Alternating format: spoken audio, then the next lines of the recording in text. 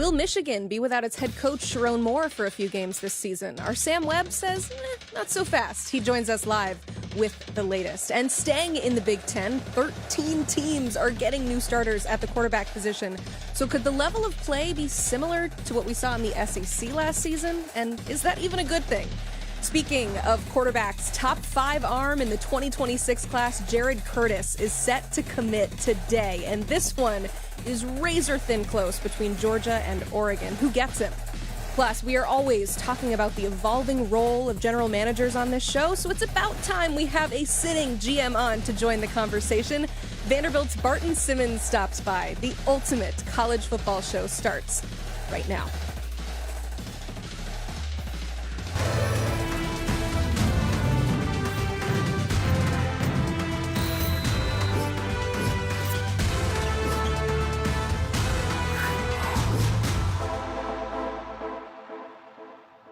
Welcome in to the Ultimate College Football Show. He is former Power Conference General Manager Smoke Dixon. I am Emily Proud, and he will not be the only general manager on the show today. I'm so excited to talk to Barton Simmons here in just a little bit. What are you most looking forward to today? Well, listening to my boss talk about football and general manager perspective is always good, but whenever you can talk about Big Ten quarterback play, 13 new ones, yeah, I'm all about that. And I get to get after my guy, Bud Elliott, my favorite cousin.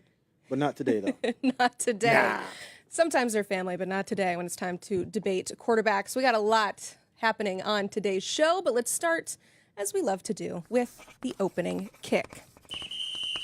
Michigan is expected to hand Sherrone Moore a self-imposed 2-game suspension during the 2025 season, per an ESPN report. This in response to his involvement in the alleged advanced scouting scheme led by former football staffer Connor Stalions. Moore would miss Michigan's Week 3 game against Central Michigan and Week 4 against Nebraska. He will also be suspended from team activities during the weeks he is suspended. So for more on that, let's welcome in Sam Webb from the Michigan Insider. And Sam, you have some new reporting today where you said this is not final. So what's the latest?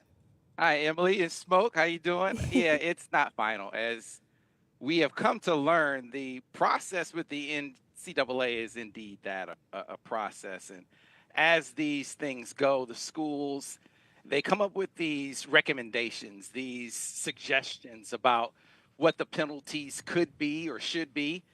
And the NCAA will respond with whether they think those penalties are sufficient. And I think we kind of got privy to what Michigan is suggesting. I don't know if these are the full details of everything that they're suggesting, but what they're suggesting maybe before the cake is fully baked.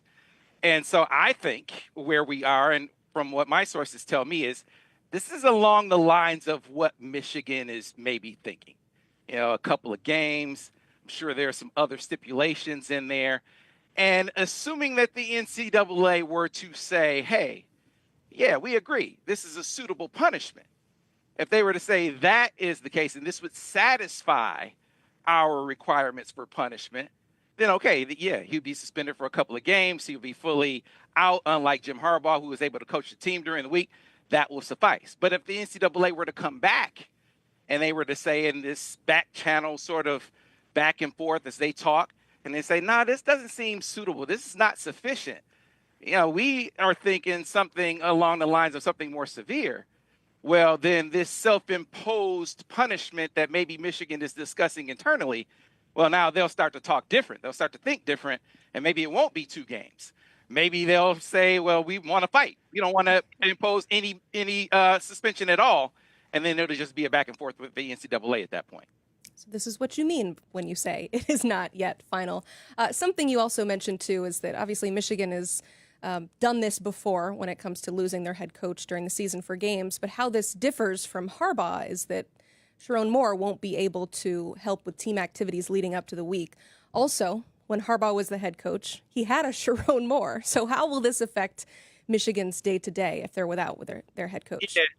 Totally different and in direct response to the Harbaugh case. I think maybe a lot of the opponents were a little bit dismayed about how well Michigan navigated those troubled waters. I think they expected for Michigan to be affected more adversely by Jim Harbaugh being out. And so for Sherrone Moore, the challenge is going to be much greater. To not be around the team at all during that 2-week period, the burden is going to be a lot greater on his coaching staff. But I think the experience that he had going through that will have him prepare his staff a lot better. And you have some guys, some holdovers that were around at that time, a few of them. And then you have a few veteran guys who have been through the rigors. You have some former coordinators, 3 former coordinators on his defensive staff. You have a veteran like Wink Martindale who's been around. It's not his first rodeo, right? So you have some coaches that I think are going to be well equipped, Emily, to deal with the rigors of actually coaching the team. And another difference is it'll be week 3 of the season, whereas with Jim Harbaugh, it was right out the chute. So at least they'll have some runway. They'll have some preparation. They've actually gone through a couple of weeks of the season by the time whoever it is that takes over for Sherrone Moore takes the helm of the coaching reins. Yeah, and again, later in the season with suspensions. Hopefully this one, just 2 games. But as you said, there's still a lot to be decided. Sam Webb, thank you so much for that great perspective. Thanks a lot. All right, so we've talked about when Jim Harbaugh went through this and how that affected things within the building. And you heard Sam say there's a clear difference between just being out for a game and then being out for the entire week leading up to the game. So how does that affect things within a building when you don't have your head coach that whole week? Well, the beautiful part of it, and I think Sam touched on it briefly, like the guy that wrote this blueprint and the Bible for whenever your coach is out, how to go undefeated and get your team on a track of a national championship, is Coach Moore. And when your head coach is not in the building, the biggest thing is preparation, because your head coach is there to see big picture view from ODK, offense, defense, and the kicking game.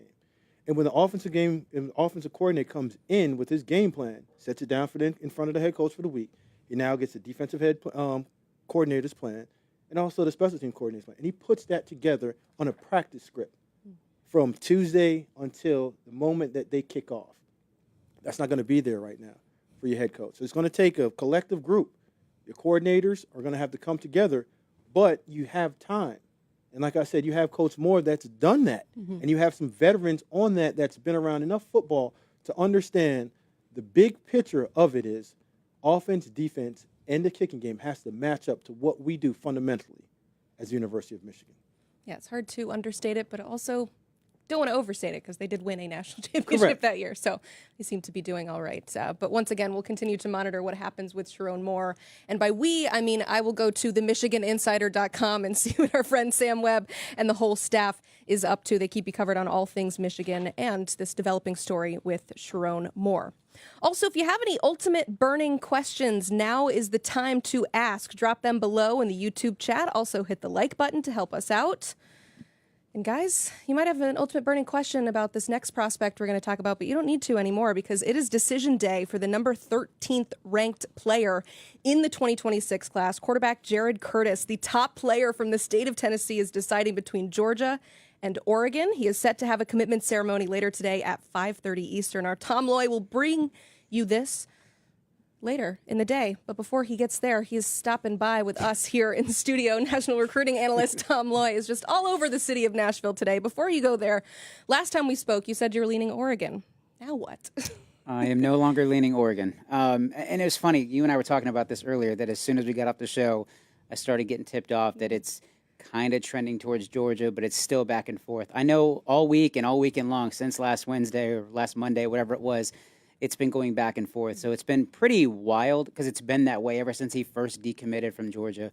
All signs pointed toward Oregon. Then he went back to Georgia, and then there was NIL talk and this and that and in-home visits and then some canceled in-home visits just last week. So, but as it stands right now, just a couple hours or an hour and change before he announces, I don't have a crystal ball pick in, but I'm leaning Georgia. I think the Dogs get this one done. And Kirby Smart, Mike Bobo, they've done a phenomenal job. And really, Will Stein and Dan Lanning have done as well at Oregon. It's truly been back and forth. But I will say this.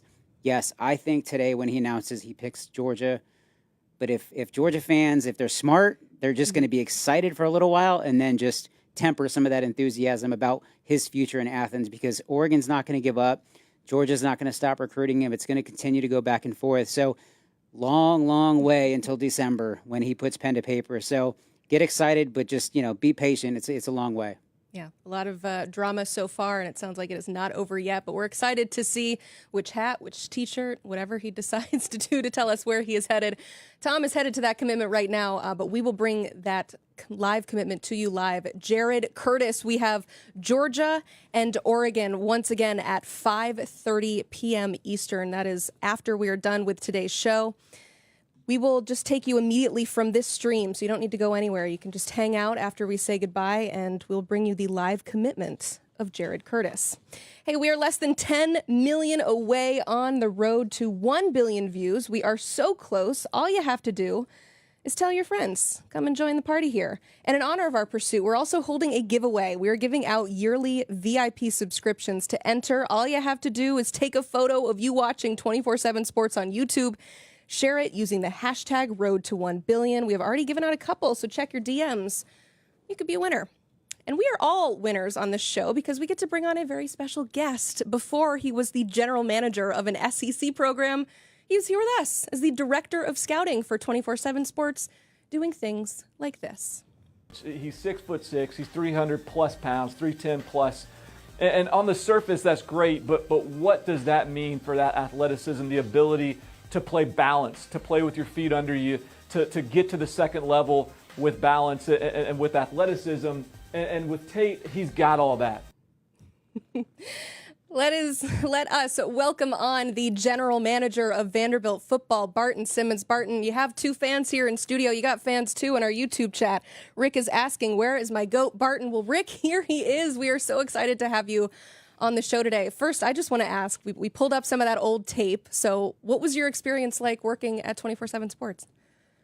It was great. I loved it. I had a great time. We enjoyed it. It was nice to be back in the saddle a little bit here, do the old count to 10 mic check before I got on here, brought back old memories, So it's always good to see my guy Smoke as well, filling in where I left off and doing big things. Smoke, you're making all kinds of waves, man. I always see you, stirring up fan bases. You live in that world. I love it.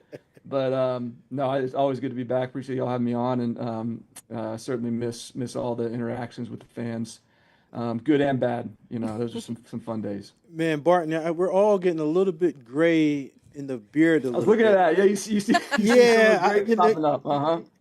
Was it me that kind of threw some of that gray on you, having those heated debates about offensive linemen, defensive linemen, quarterback play, Clark sneaking in there with Ben, talking about they want to work out. Is that it?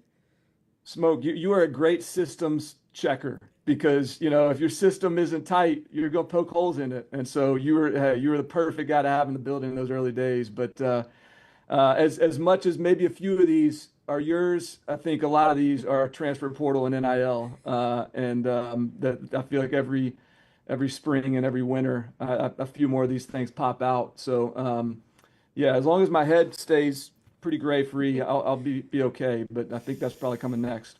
That's a shot. That's a shot at Smoke, but I'm gonna take it. Now, just talking about just recruiting. One thing that we always talked about was just Vandy being an academic institute. How have you changed the narrative of that and just increasing your portal intake, but also the way that you guys are clicking off in high school? Yeah. Well, I think that was, obviously when we first got here, I think that was one of the things we really wanted to attack was, we knew in this conference in the SEC,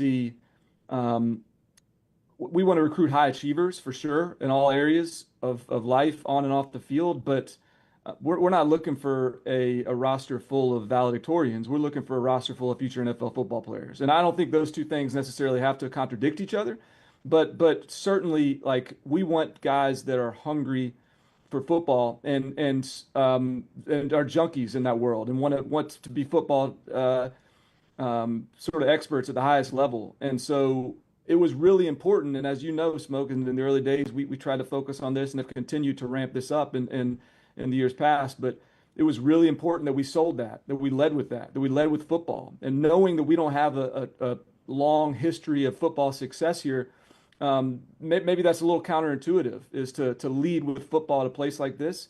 But I think we're starting to see some of the fruits of those efforts pay off as some of these guys have developed within the program, because when guys come here, they've got to know that football is the most important thing in their life. If it's not, this is going to be too hard for you. We're gonna push you too much. The standards are going to be too high, and I think that's served us well in building this roster, and we're going to continue to make that absolutely focal in everything we do in terms of the messaging that we present and the players we try to bring into this program. And I know you were kind of joking earlier about NIL and transfer portal, adding a few of those gray beards there. With you two switching roles, though, I mean, it's been, 2 years since you've been an active general manager. So, Barton, maybe what is something that would shock Smoke that's part of your day-to-day that you have to deal with since he's been out of the game for 2 years? Well, Smoke stays pretty dialed in. I don't know that I'm going to say anything that's going to shock him, but I think the roster management piece, the retention piece, I'd say that's become that's turned into the element of this role that really eats up a lot of my time and energy. There's just, and again, based on the way the calendar works now, based on the sort of impossibility of locking any player in long term, there's always conversations being had, and certainly in these sort of prime windows, whether it be in the winter or pre-spring and then spring portal, there's so much work and energy that has to go into keeping tabs on your roster, knowing where those sort of points of vulnerability, so to speak, are, knowing where guys need to be supported, knowing where the pockets of the locker room you need to be aware of. All those sort of things I think become really focal to team building.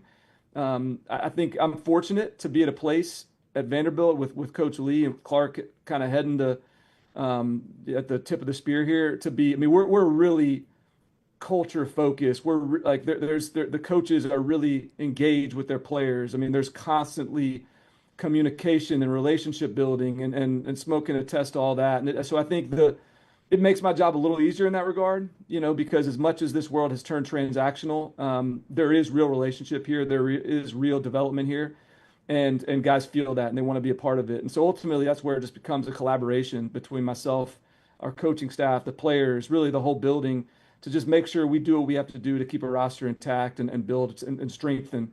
But for sure, I'd say if you told me 5 years ago that I'd be spending a lot of my time in that world, it would have felt pretty foreign. But it's increasingly become pretty commonplace. Yeah, Barton, when we talked about roster management, I always just say, hey, Barton, man, it's easy. All we got is 85, and we're going to have them for at least 2 or 3 years.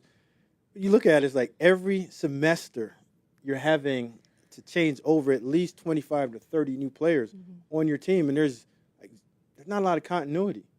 So just to even go back into the locker room and see the same faces, like you're constantly building a new relationship almost every single semester. And even think about it, Bart, it's just the changing of how general managers are being perceived. Like you have guys that are big-time evaluators, then you have guys that are recruiters. Now we have our guy, Andrew Luck, out in Stanford being able to hire and fire head coaches. Like, that's something that we never thought about. Mm-hmm. So now that I know you and Clark, best friends since y'all were young, how is that power dynamic changing in college football, in your opinion? Yeah, I mean, like you said, I think it really is going to depend on the structure of the building and sort of how the athletic director sets it up, how the head coach interacts. I think it's evolved even a little bit here, but I mean, ultimately, it's all going to be about, sort of what's the hinge point that the general manager is addressing in each building. And for me, it's a little bit of everything. We've got a really strong coaching staff, and we've got a coaching staff with really strong opinions on personnel, and the idea that they're going to take a back seat and just sort of be along for the ride while we just feed them players is probably not going to be realistic here. I think certainly there's involvement in the recruiting piece here, but we also want to try to keep the coaching staff away from the financial conversations as well, because it's so important that this staff is mentoring, building, coaching, relationship creating. Those are things that you can't really do if you're involved in these financial conversations as well. So I think it's a lot of, again, it goes back to this sort of collaborating with all the different parties, whether it be the agents, the parents, the players, the incoming players, the players on the roster, and the administration, and even to a certain degree, the fundraising element. And so if fitting all those pieces together, and that's what team building is now in this current state of college football. I'm certainly rooting for maybe the opportunity at some point to have a little more structure in place, which kind of allows us to be way more strategic and sort of project out a little bit more than we're able to right now. But in this chaos we're living in right now, I think adaptability is probably the number one element that has to be in play. And so we try to be flexible and adaptive in that way as well. I mean, whatever you're doing is certainly working. What a season that you're coming off of for Vanderbilt football. I mean, it was fun to watch just as an outsider and as somebody who lives in Nashville. When you see the fans go down Broadway with the goalposts, you know something good happened over at Vanderbilt Stadium earlier that night. So I'm sure you're using building on momentum as a recruiting pitch when you talk to some of these prospects. But what do prospects tell you as far as how they view Vanderbilt coming off a season like last year? Well, again, I think it's interesting. When we took over at Vanderbilt, they were winless the year before we got here. They had won 3 games the year prior to that, and so and we had inherited a recruiting class, and so going into our first year, we had only brought in one player from outside that we had actually recruited. It was a transfer kicker named Joe Bulvis, and so we're in as we get into like year 4 was always the year. We told recruits really from the jump. It was like when you look at teams that take over sort of a program that had sort of bottomed out and was looking for a rebuild, a true rebuild. So often it's year 4 is when that rebuild really hits. And so we were sort of targeting year 4 throughout as listen, we wanted the success as soon as we could get it, but we knew realistically maybe it was year 4 when we felt like the launch could really take place. And when it happened, I think that validated a lot of the things that we've been telling recruits. And I think as we talked, I mean, guys want to be here. There's so much opportunity. This is an incredible city. This is an incredible education. This is a place that does it the right way in terms of the coaching staff and the way we build relationships and develop in this building. And so, the opportunity is here for this place to take off. But it was never gonna. We had to show progress before all this sort of flywheel takes off. And so for us to show that progress last year, it gives us the opportunity to really, I think, accelerate and continue that launch. And we're feeling that. We're feeling that right now. We talk to recruits. We're feeling that when we talk to transfers. We're feeling that in the building. We're returning, I think, the tops in the SEC on offense, tops in the SEC on defense, return in production. And we know everyone else in the SEC is improving every year as well. So I think it's important for us to be aggressive, and we have been in terms of trying to continue to improve the roster. But we have a vision for this place being the best program in college football. We don't shy away from that. We're not trying to huddle in the corner. We believe in this place, and I think that as we started to show the progress, it's people are anxious to get involved, or anxious to connect to it, or anxious to latch on to what we're doing. And we feel really good about what's ahead of us and sort of the continued evolution going into this year 5 and beyond.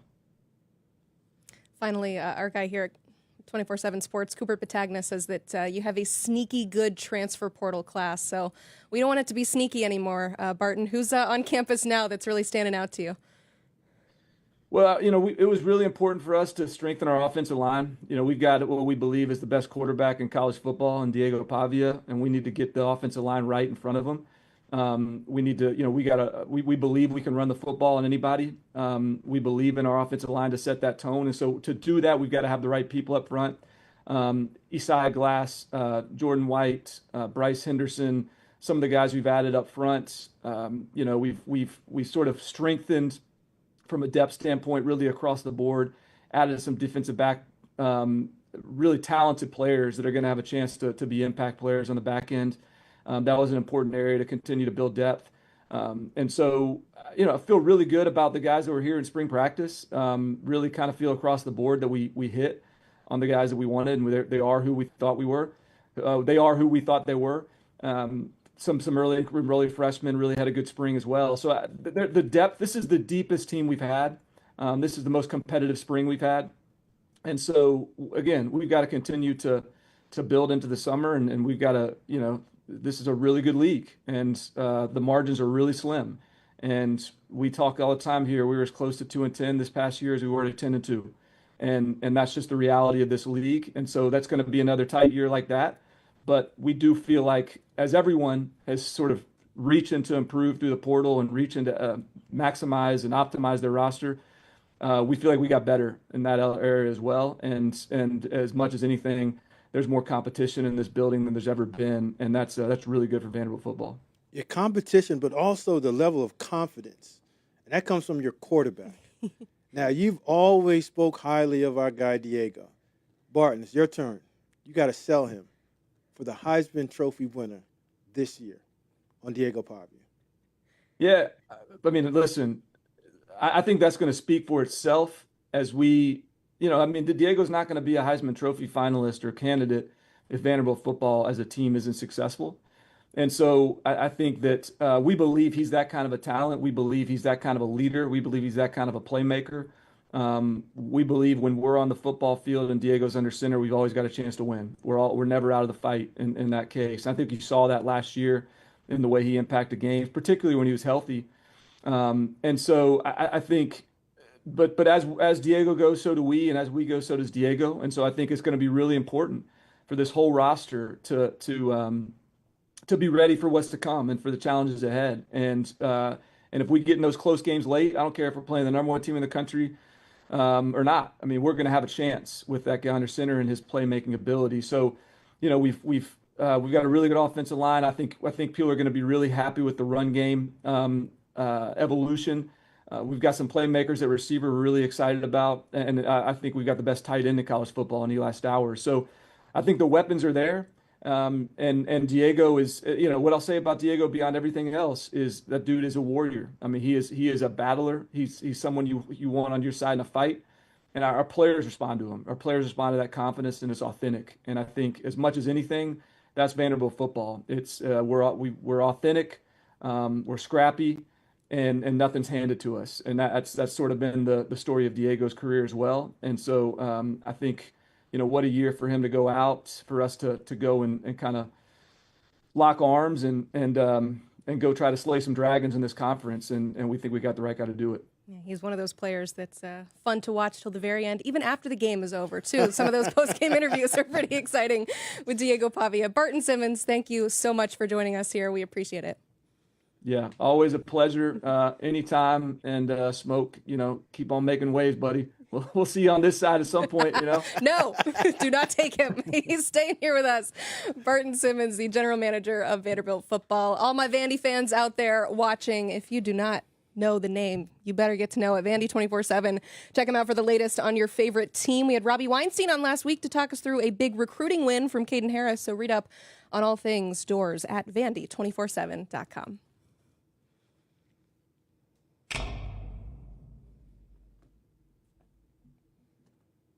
Been around this game a long time, and I know talent when I see it. And what you have, it ain't regular. That's legendary. Now here's what you gotta ask yourself. When you making history, where you wanna be? You from the city that made you. Now it's time to put on for the home team, if you know what I mean.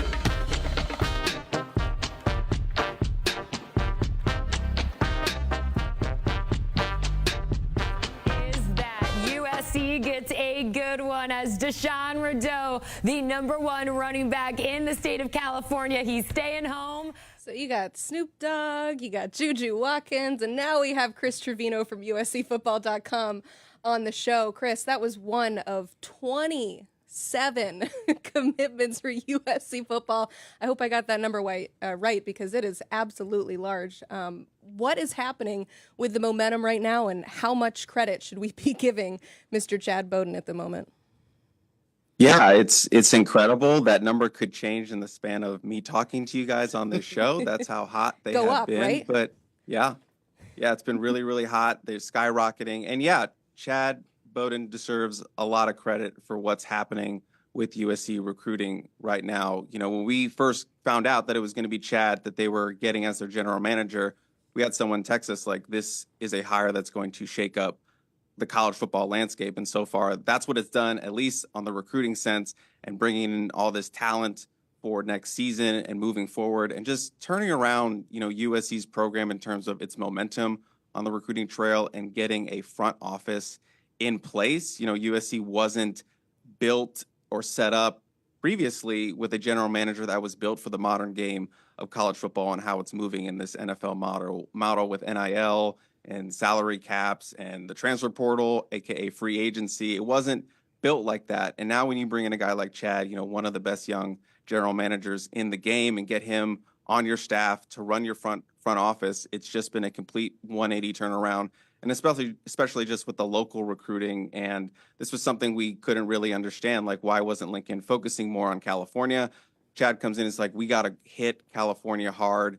And they've been backing up, their words with their actions, with 15 commitments from California alone, part of that 27 total commitments. So they've been hitting the West Coast hard. They've been putting up a fence around California, and a lot of programs are upset about that. But that's what USC has to do if they want to be back on top, defend the West Coast. Chris, you guys are on a heat check. Forget hot. I'm talking about you pulling up from a logo type of heat. But what's changed from what they're doing now from when Lincoln first arrived on campus in recruiting? Yeah. So when Lincoln first got here, he had the big press conference in the Coliseum, and, it was a great setting and a lot of great things were said. And, he talked about, wanting to put up a fence in California, but that never really happened. And I just alluded to that, but, it was just kind of head scratching. And, the fans are frustrated. Like, why aren't we going after this blue chip guy in our backyard? Why are we recruiting this guy in Texas or trying to get this guy in Georgia when we have a guy right here in the backyard? And that never really made sense to us as we covered, Lincoln Riley recruiting. They had a great season that first year, but they've dropped off the last 2 years, 8 wins, 7 wins. So just a total philosophy shift with Lincoln Riley. And, I give Chad a lot of credit. I also give, athletic director Jen Cohen a lot of credit, just being an outsider. Both these guys are outsiders from that Lincoln Riley bubble. Head coaches, especially as good as Lincoln Riley, they like doing things their own way, and they have this certain way they want to do things and view things. So sometimes you need an outsider to come in and shake things up. Like, you guys are doing this way, but I think we could be doing it this way. Let's just try something different. And the results obviously have spoken for themselves in this class with, the #1 recruiting class, a huge lead so far. Obviously, they still need to sign all these guys, and they still need a win on the field, but just getting the right people in the building and the right vision and having a bunch of different voices come together and being on the same page has really, paid huge dividends so far for Lincoln Riley. And credit to him, as I said, want to do things your own way, but it's hard to, accept someone coming to the outside and telling you, hey, we should do it this way. But to have the humility to step back a little bit and try something different here going to year 4. And, credit to him for doing that, because, wasn't really working, wasn't really clicking. They had some good pieces, some wins here and there. But if you really want to be USC again, you have to recruit locally. And that's what they're doing here in 2025, 2026 and beyond. Yeah, it's easy to go on 247sports.com and see USC is the #1 team in the recruiting class of 2026. And you can see the 27 total commitments. But I want to talk about some of these commits in particular, because you got a massive one last week. Literally, Kenai Pepe, the #3 offensive tackle in the class, the #1 prospect out of the state of Florida. So what does this win in particular mean to this 26 group? Oh, it's massive when we just look at the context of USC over the last several seasons. One of the areas they've been struggling with is offensive line and offensive line recruiting. It's been close to a decade since they've landed a blue chip offensive tackle, like a pure left tackle prospect. The last 5-star offensive lineman that they signed was in the 2017 class. That was Austin Jackson out of Arizona, ended up being a first-round pick. But they have been, we call it the drought. That's what we've been referring to it on the peristyle, the drought of the left tackle, wanting to get that blue chip guy, that guy that can be your stalwart on the blind side, block. Those are the guys that NFL teams want. That's why it's one of the highest paid positions. So they haven't been able to get that player until now. Obviously, you still need to sign him, but half the battle is already done. You got him committed in the class. Now you can just keep him in the class. And yeah, it's a massive one. Again, this is a talent upgrade across the board for USC's offensive line. Now, they've had some wins here and there. Elijah Page, their current left tackle right now, NFL type guy. He was their first consensus 4-star prospect they signed in like 5 cycles. And then this past cycle, they signed 2 consensus 4-star offensive tackles, and Alex Payne and Aaron Dunn. So they've been moving towards this direction. But Kenai Pepe was the big one they needed to land. They needed to land that 5-star offensive tackle once again. And, the drought is now officially over. And he's a guy who can play right away, playing at IMG, playing in those practices against, some of the best defenders in the country right there on his own team. He's going to be as battle tested as they come across the country. Not saying he's going to start. Elijah Page, he's off to the NFL after the season. But if he comes back, Pepe is someone who can start on the right side, get some reps there and be the heir apparent to left tackle. But in terms of impact, it's a massive one and gets USC back on the board for a 5-star offensive lineman. Man, Chris, you said it. The drought is over in terms of landing that premier left tackle and wrapping up to being a special class. Now, to put a bow on the end of this magical gift of a #1 recruiting class, what's still left out there for SC to get? Yeah, I think the big thing that they really need to hit on, they've done really well with the cornerback position, which is a big need for them. They've done really, really well at the defensive line position, as you can see there on the screen. But the big one they really need to hit on is linebacker. They really missed out on some top linebacker prospects last cycle, missed on some top targets. Madden Feriamo, Noah McHale, those were two of their big guys, did not get them. They had a bad finish there for linebacker. Now, they got Xavier Griffin committed, #1 linebacker in the class. That's a really good start, but they need some more inside linebackers. And Talanoa Ely is a guy USC has been working really hard since 2025. Oregon had all the momentum with Talanoa Ely, a borderline 5-star guy. I believe he's number 32 in our rankings, but he is an elite level guy, California guy. Right now, off in Hawaii, transferred to Kahuku High School, but we're going to call him a California guy because that's where he's born and raised. But Talanoa Ely would be a massive win for USC. And right now, all our feelings are that USC is in the driver's seat for this one. USC is in the crystal ball lead as well on the 247 Sports profile page. So USC feels really good about Talanoa Ely. There's a photo that came out yesterday with Shanua, the defensive end coach, and their linebackers coach, Rob Ryan. Yes, that very same Rob Ryan out there in Hawaii having, chilling in the backyard with Talanoa and his family. So Rob Ryan on the recruiting trail looking like family out there in Hawaii. So that's the day and age USC is living in right now with Rob Ryan as one of their recruiters. But yeah, they're in a great spot with Talanoa Ely. And then Sean Scott, the linebacker edge prospect out of Mater Dei, is another guy they've been on really hard over the last year and somebody that we could see join the class sooner rather than later, someone that they've been working for a long time. So again, linebacker, a really big need in this 26 cycle, and two guys that they're really close to maybe landing in the near future. Chris, I think we made it through the segment without anybody new committing to USC, but the day is still young, and we know that you and everyone over at USCfootball.com will be all over it. Chris Trevino, thank you so much. It's been a very busy offseason for our friends there, tracking all of these commitments, so keep it locked in for the latest. Check out USCfootball.com. So USC is just one of 13 Big Ten teams who will have a new starting quarterback this season. That's out of 18 teams in the conference. The reigning Big Ten champs, the reigning national champs, the team who won it the year before. It's going to be a big year of change at the quarterback position in the Big Ten. With that, let's welcome on our friend Bud Elliott of the Cover 3 podcast. When it's time to talk quarterbacks and rankings and debates, we got to bring on Bud for this. So we had each of you guys make a top 5. We're going to compare and contrast. But before we get there, let's talk about just the landscape of the quarterback play in the Big Ten as a whole. Because as I just laid out, there's going to be a ton of newness at the quarterback position. So what's the outlook for the level of play at quarterback in the Big Ten, Bud? Well, first of all, great to be back on. I think it's potentially really high because there are a lot of players at the sort of like mid to upper level programs in the Big Ten who have already shown they can play at a pretty good level. And a lot of the uncertainty is at the very bottom of the league, which we probably won't judge the league on. And then also at the very top, with the exception of Aller, I mean, you have major uncertainty at Oregon and at Ohio State. Now, we know they ended up going with the guys they already had on the roster. So maybe that's a vote of confidence in those dudes who are already in those rooms. But if both those guys hit, like I really like what this conference has at 6, 7, 8, 9. It could be very deep and a pretty good quarterback league this year. My favorite cousin, Bud. What's going on? But listen, Bud. How you been? The same thing that we looked at last year with the SEC, we all came out and said, who are these guys? Who are they? We knew they were talented. All we needed was time on task and just give them grace of becoming good quarterbacks. And I believe that's what's going to happen this year in the Big Ten. Now, the game's playing a little bit different. a lot more dual threat quarterbacks, more RPOs instead of the old system that we're known for the Big Ten of running the football, play action pass, stationary and static quarterbacks. I think this is going to be a fun league to watch for the next few years with these young guns.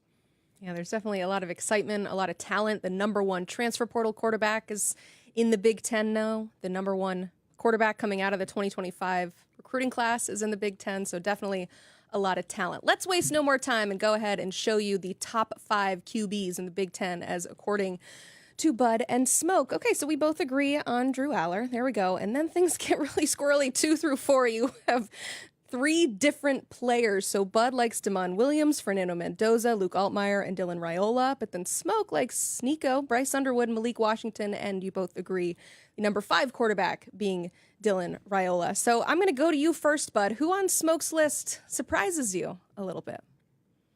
First of all, I think Smoke's list is great. Did I hear Malik Washington? Because I'm also a believer. I think we're both that. I don't know that I'm a top 5 preseason believer. So I think like Smoke's going to carry the water on that one, man. I'm going to give it to him, but I want to be on record. I do actually like Malik Washington. I think he has a chance to really do some nice things for Maryland this year. That's a solid list. Like Raiola definitely has the chance to shoot up that list too. Like if he plays to his ceiling, I mean he could be the best guy in this league. Yeah, but you know what? My shoulders are real big, so I can carry a lot of weight. So I'm going to carry that Washington weight on my shoulders. Just knowing a little bit about that young man, recruiting him since he was a sophomore in high school, and just seeing his maturation when I visited him this spring during UMD's spring game. But listen, Damon Williams, number 2, ooh. Now, the way that he played last year, I get it. You're betting on the come for this guy. You're just like I am for my young guns. You didn't see a lot. You want it to look good when it all appears well, but number 2, you're crushing me on my young guys that's never thrown a lot of footballs. At least my young guns are 6'3", 6'4", pocket-type flair to them. They're not just RPO running quarterbacks that were using a gadget-style system last year. Like that's fair, but I mean they had like 35-year-old Will Rogers on the field at Washington and who had played a lot of college football, and they were still finding ways to like they were like, we got to get Damon Williams in the game. And when Rogers didn't play the bowl game, I mean, Damon went for 300, 200 on a pretty decent Louisville team there in that bowl game that didn't have like that many opt-outs. I was like, okay, like they've been really excited about him for a long while. I think this is the point, Smoke. Like think about it. These guys could be in our like final top 5. They could not be in our final top 5. We haven't even said the names Oregon, Ohio State, and Michigan yet. Like, I mean, those guys are probably not sitting on dudes who don't have a lot of potential, Right, no doubt about it. I mean, you said Michigan. I got Michigan. I got Bryce Underwood as my guy. But, you like to go on just the unknown. I like to go on the unknown, but forecast and foreshadow a little bit and project in what we're going to do in the top 5 quarterbacks in the Big Ten. Underwood was just so nasty down here in the overtime 7-on-7 championships here where I lived down here in Orlando. He was like 23 of 24 in the game against South Florida Express, and the one incomplete was an absolute dime that the kid just dropped. It's like, okay. And then he just hits like a ridiculous backflip. I'm like, all right, yeah, in person. So we got that kind of athleticism, and we're just throwing just lasers and dots all over the field. All right, yeah, I can see it. Hey, bud, I'm going to tell you something crazy. I've seen Bryce Underwood throw the ball left-handed better than some right-handed quarterbacks. Check that out when he rolls left next time. Wait, so Bud, if you saw him up close and personal and were impressed by the backflip, why is he not in your top 5? I mean, he is still a true freshman. I didn't put any true freshmen on my list. If I was, I would have him, slightly over Malik. They do have a pretty difficult schedule to start the year. That trip to Oklahoma is difficult, and they did get Mikey Keene out of the portal, so I don't really know like how early are they going to play him? Is he going to start from day one? Because like I'm very confident Williams is going to start. I got all the guys on my list are for sure like the guy. Yes, that's definitely, this would be drafting if we're drafting on potential for sure. But when I look at the Heisman odds, Julian Sayin, number 1 among Big Ten quarterbacks, not on either of your lists. Smoke, I'll let you give your reasoning for not putting the Ohio State presumptive starter on there. Lincoln Kienholz. That's the reason why. We don't know who. And this might just be a dual threat quarterback and just guys swapping in and out early on during the season until they get to about game 5 or 6 to really find out who the guy is. And again, we don't know how Ohio State is going to play. We know they got those dynamic receivers.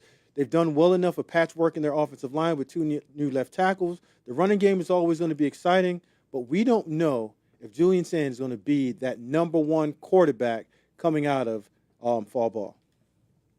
Agree with Smoke there. Like we had Dave Biddle from Bucknuts today on the summer school series on Cover 3, and I asked him, I was like, so would you be surprised if Sayin was not the starter? He's like, yeah, I'd be surprised. Like I don't know if I'd be like completely like shocked. Oh my God, because I think he had a good spring, but maybe not like the most amazing spring they've ever had in the quarterback position in Columbus. So he has to have a strong fall, I think, to really cement himself as the guy that everybody looks to, and then he has to play well this fall, and he easily could be number one on this list. I think the Big Ten is fairly deep with potential at the quarterback position, especially in that like top 2/3.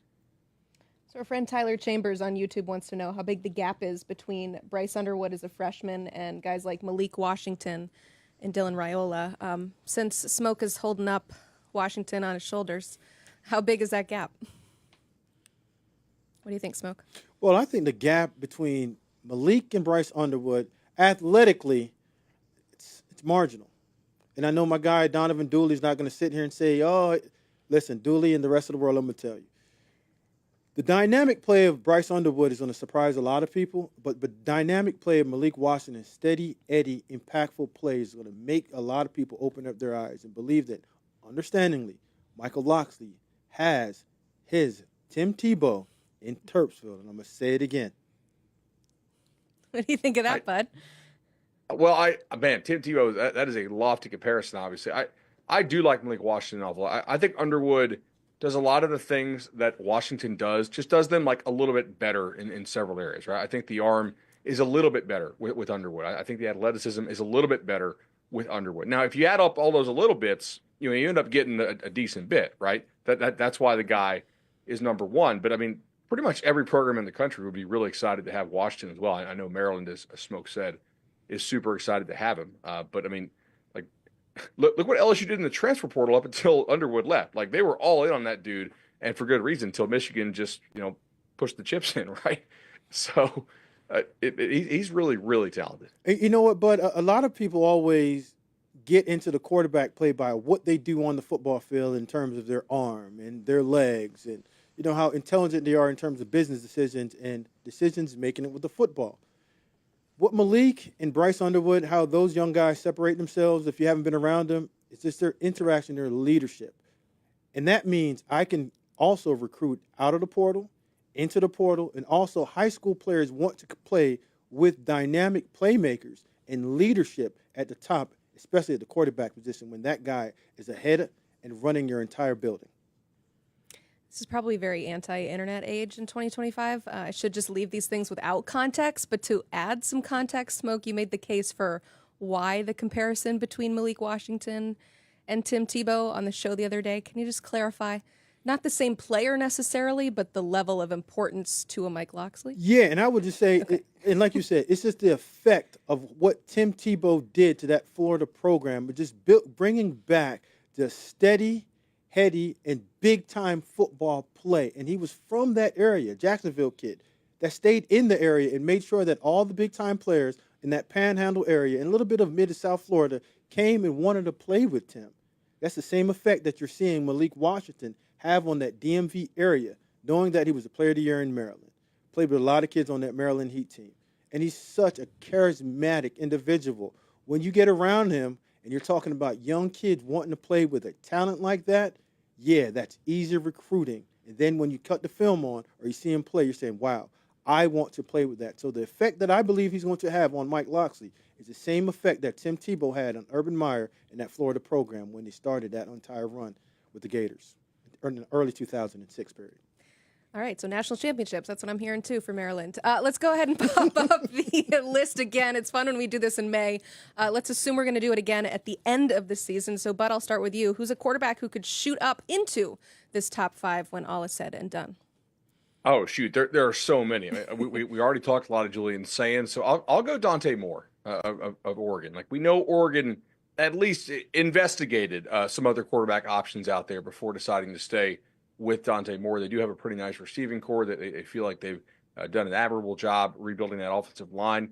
And he had to hold off Austin Novosad, right, who we know that some of the guys on that Oregon coaching staff like a pretty good bit. So I'm going to go Dante Moore, former five-star kid, was UCLA, and then transferred up to Oregon, sat a year, and we'll see what he learned in that system that they run their orbit. I'm going to go with him.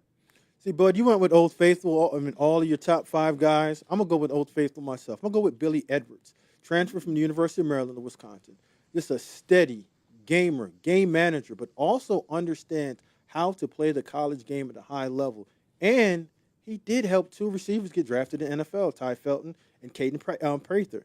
So with Wisconsin going back to the old way of playing football, running the football downhill, play action pass, safe throws, I think Billy Edwards is a guy that can start out with unknown outside of the top 5, but at the end of the year, jump right into that top 5 conversation with the success of Wisconsin football.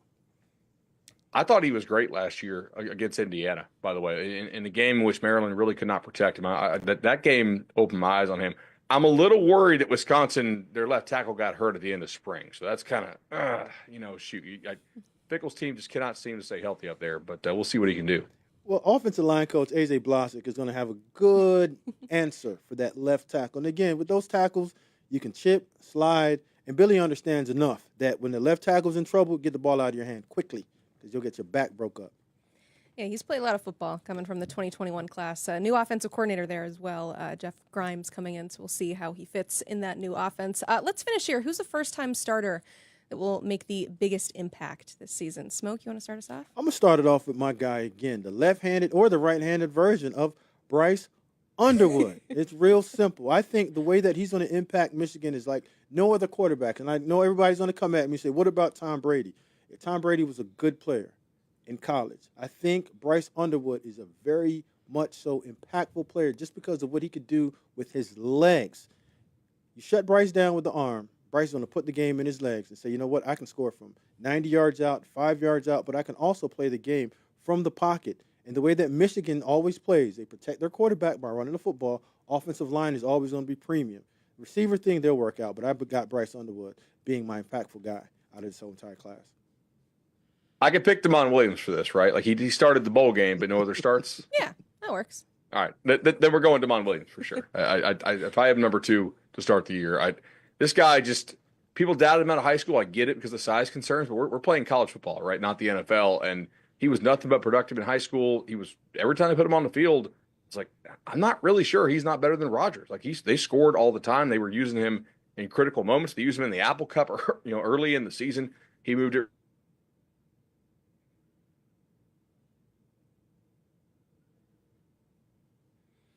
Oh, I thought we lost you for a second there, but you just finished your thought.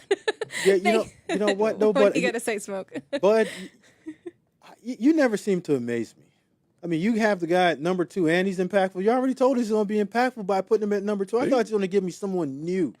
But you want to go with Mr. Steady, well, here we Mr. go. 300 yards and 200 yards. I get it. We going deep cuts? Man, we're going. Most impactful doesn't need to be. I think Gronowski at Iowa, and he's a first-time Okay. starter at the FBS level, coming over from FCS. Like I think he'll be pretty good for them.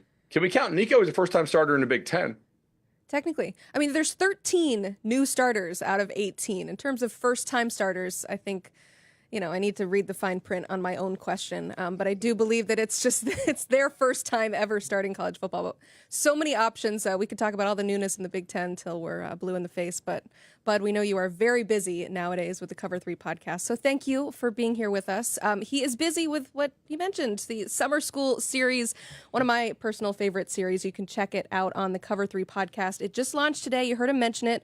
Beginning with the champs, the title is, quote, Ohio State needs to beat Michigan and make the college football playoff. You can check that out wherever you listen to podcasts. Time for some ultimate burning questions. And man, it was hard to narrow it down this week. You guys sent in so many. Thank you. We got this one from Instagram at MaxHoller03. What's the big deal with Trey Taylor throwing the Illinois hat? That was on our air here at 247 Sports, so let's show you what he's talking about.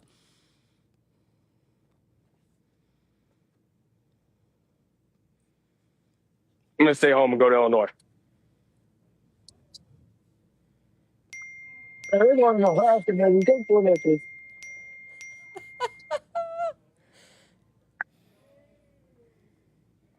Oh, my goodness. You see it on the screen, the backlash over saying he was going to stay home, then tossing the Illinois hat, putting on the Nebraska hat. That backlash was absolutely fierce. This went viral online. So he did end up releasing an apology video. I do believe this is something he can learn from. But overall, the question was, is this a big deal?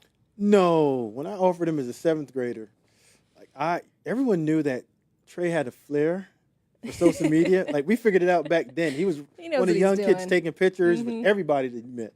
So, I mean, like, Trey knows what he's doing. And again, let's calm down. It's a young kid that's making this decision. I mean, we all know that he's probably going to hit the portal at some point. So it's going to be all right. Can he land at Illinois, though, at this point? Absolutely. Okay. You saw what happened to Madden? That was what the backlash was if you want to ever come back and potentially get in touch with Illinois again, like you've burnt that bridge. But not when you can win football games. That's true. Everyone forgives when you win. What's important now? That's true. That's all when it stands for. I love it. All right, I got another ultimate burning question you submitted via X at Irish449. Asks, now that Angeli is gone, who's going to start for Notre Dame? That is a fantastic question because Angeli was the backup last year. So now it's between Kenny Minchie, CJ Carr. Who you got? I'm going to go with CJ Carr. And just knowing what I know about both prospects, you have a better opportunity to run and throw the ball with CJ Carr instead of Kenny Minchie. Kenny Minchie is a dynamic athlete in terms of being able to run the football. But just watching him in the spring game, I don't think he's quite to the level right now with CJ Carr. Maybe a year or so, he'll catch up. But this year, we're driving in a car.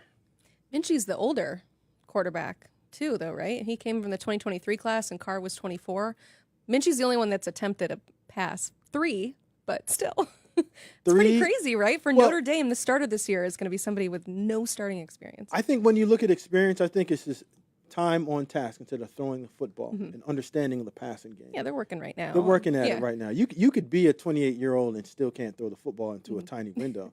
Or you can be a 17 or 18-year-old, Trey Taylor, that understands how to throw the football in small windows just because you've been taught that way and you've developed that level of anticipation and decision-making. And that's all that goes into how many throws that you have. I know there's been a lot of excitement, too, from C.J. Carr's performance in spring game as well. So just no in-game action. It's a new year because Notre Dame has been bringing in those quarterbacks that have a lot of experience. But I don't think Notre Dame had a weapon like they do with Jeremiah Love. I knew we weren't going to get out of a segment talking about Notre Dame without you mentioning Love. I love Jeremiah Love. You love him. But if you can run the ball with Jeremiah and have play action over the top passes with C.J. Carr, I think you'll be perfectly fine. Good dynamics. Good dynamics. Yeah, you and I can play quarterback with Jeremiah Love back there. I don't know. Running the football. I don't know about my my status to play right now, but maybe later this fall. All right, we got another question here from X at RyTiger19. What will be the challenges of Ian Shefflin joining the Clemson football team? Yeah, this is the former power forward for the basketball team. Now he's playing football. You have some experience with this. I've done a few of these basketball players turn into solid tight ends. I'll start off with my guy, Chris Manhurst at Canisius. We had him in Buffalo, got rid of him too early. End up playing 8+ years and one of the better blocking tight ends in the NFL. And then I had a hard conversation with Logan Thomas about flipping Logan to from not playing quarterback anymore and coming over and playing tight end. I think both of those guys had a pretty good career. Logan owes me a couple of watches or something. But the hardest thing coming over from basketball to football is just understanding to keep your pad level down and understand that even though you are the tallest guy on the field, at some point you need to get down closer to the earth and dive down when those big bodies are coming at you. And when you are coaching it or evaluating, just give those basketball players grace, because if they're showing you enough to stick their nose into the fire while it's burning, run into traffic, being able to get hit while still trying to catch the ball, they have a chance. You just can't get rid of them or have some type of pronounced he's not good enough punch on the daggone ground when they're just learning how to play the game early, because they are a weapon. They know how to post up, they know how to block out, and they know how to go up and get a rebound. And last time I checked, that's catching in traffic. Yeah, he is expected to play the tight end position for Clemson, but this will be an interesting experiment to see how it goes. It's been done before. He's not breaking new ground. But Tony Gonzalez? How'd that go? Yeah, Hall of Fame. Okay. Okay, so we got the bold prediction here now.